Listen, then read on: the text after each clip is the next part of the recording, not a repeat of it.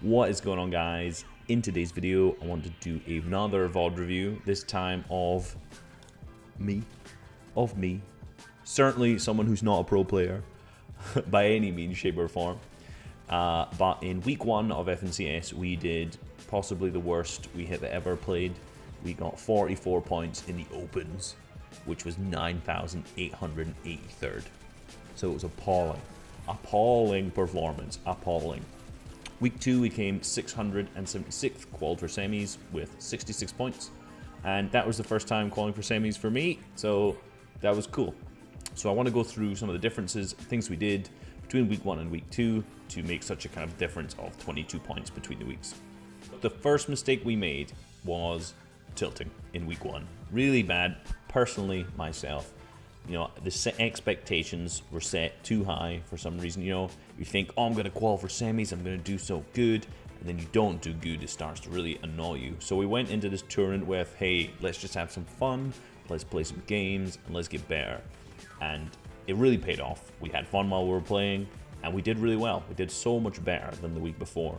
So really putting into place a plan so that you don't tilt is great. It's Jerry actually put out a really good how to improve your mentality in Fortnite mindset about 4 weeks ago, so go and check that one out. Everyone will be different on how to avoid tilting and how to kind of keep your mentality better, but personally what worked for me was, like I said, just focus on having fun with the game. Playing the tournament to have fun. I'm not going to make money, I'm not going to come top 50 in the semis, so just play it to have fun and try to improve. The second kind of mentality issue that we had was confidence. So it was mainly confidence in our fighting skills. A lot of the times, you know, we win our fights that we take. However, in week 1, we just weren't confident in taking those fights at all, be it off spawn or mid game, end game, whatever it was. So in week 2, we really tried to just be confident, believe that we can fight well and that we're good players, be that true or not. But also, you know, believe that the other players are good, but that we can beat them in the fight. That way you don't underestimate their skill, and you can also fight confidently yourself and be aggressive when you need to be.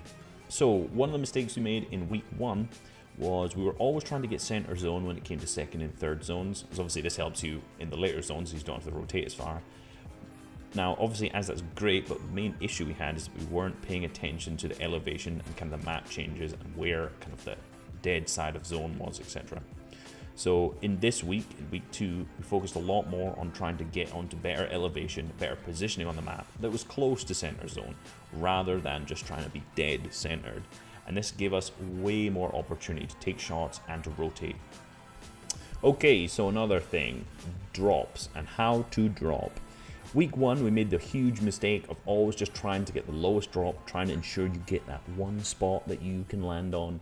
The problem is people 50-50 you, sometimes there's no weapons there, sometimes you're really contested and it's just a crap place to land. So huge error we'd made in week 1. So to fix this in week 2, what we did was we always stayed a little bit higher, made sure we were paying attention more to kind of where the other players are landing so that we've got an idea of where they're going. And 2 of the games we noticed while doing this, that where we going? Rig was really contested, however Slurpee had 0 teams in it. So I think there was one game where there was about 5 teams that were landing Rig and no one was going Slurpee. So obviously we pulled back, landed Slurpee, got an entire POI uncontested and left there with really, really good loot. And finally, thing I keep talking about when people always come to talk about all these open tournaments or these lower level tournaments, don't W key, just play for placement, right? No matter how dead the games are, how bad you think the players are, chances are you are not Booga, you're not like a crafty, amazing W keyer, right? You're not unknown. Don't do it. Unless you are one of those people who, you know, is consistently placing at the top in the kind of semis and in the finals. Okay, you can W key the opens to start with. W key your first game to get into a good lobby. Chances are, you're not. So play for placement. Take the fights that you need to. Obviously, I'm not saying don't fight people, but don't just go, oh, we need a high kill game, it's the first game, ball lobby. Just play your placement, play your games, and try to get your qual.